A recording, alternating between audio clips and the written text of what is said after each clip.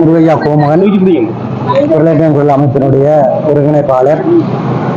வலிந்து காணாமல் ஆக்கப்பட்ட உறவுகளின் யாழ் மாவட்டத்தை சேர்ந்த அமைப்பினரால் ஒழுங்கு செய்யப்பட்ட இந்த போராட்டம் கடந்த 2009ஆம் ஆண்டு இறுதி யுத்தத்துக்கு பின்னர் தங்களுடைய உறவுகளை உயிரோட இராணுவத்திடம் கையளிக்கப்பட்டிருந்தார்கள்.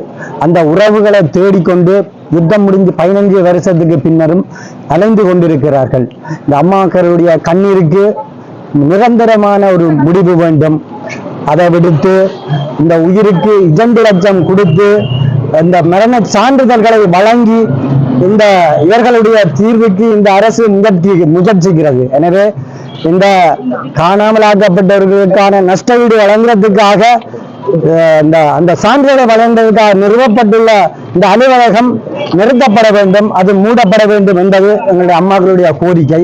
எனவே தயவு செய்து இந்த அலுவலகத்தை வெளியில, இந்த மாவட்ட செயலகத்துக்கு வெளியில வைத்திருந்தவர்கள் இந்த மாவட்ட செயலகத்துக்கு தற்பொழுது உள்ள நிறுவி அதற்குரிய வேலைகளை மிகவும் கச்சிதமாக செய்து கொண்டிருக்கிறார்கள். அதாவது தனிமையில பாதிக்கப்பட்ட பெற்றோர்களை இனம் கண்டு வீடு வீடா போய் அவர்கள் இந்த அரசு உத்தியோகத்தர்கள் போய் அவர்களுக்குரிய நஷ்டஈடை பெற்றுக் கொடுக்கிறதுக்கு சில தந்திரோபாயமாக செயற்படக்கூடிய ஒரு சூழல் தற்பொழுது நிகழ்ந்து கொண்டிருக்கின்றது. எனவே தயவு செய்து இதுல பணியாற்றுற அன்புக்குரிய உத்தியோகத்தர்களே, அந்த அம்மாக்களுடைய கண்ணீரை பலிகளை புரிந்து கொண்டு இவ்வாறான செயற்பாடுகளை இந்த அரசுக்கு ஆதரவோடு செயற்படாதீங்கோ. உங்களுடைய குடும்பங்களையும் இப்படி ஒரு உறவுகளை இழந்திருந்தால் உங்களோட மன வலிமை பலி எப்படி ஏற்பட்டிருக்குமோ அதே போல அவர்களுடைய உணர்வுகளையும் உங்களையும் புரிந்து கொள்ள வேண்டும். எனவே இந்த செயற்பாடு உடனடியாக நிறுத்தப்பட வேண்டும். இதற்குரிய நீதியை இந்த அம்மாக்களுடைய கோரிக்கை சர்வதேசத்தை நோக்கியதாக முன்வைத்திருக்கிறார்கள்.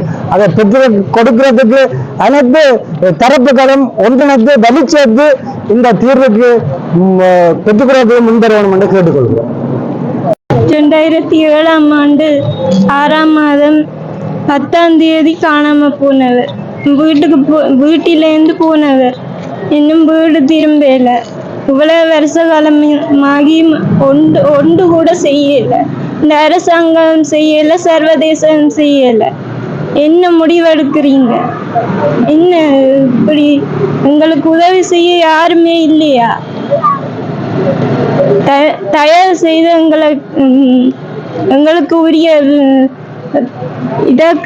எங்களுக்குரிய விசாரணையை தயவு செய்து கேட்டுக்கொள்றோம்.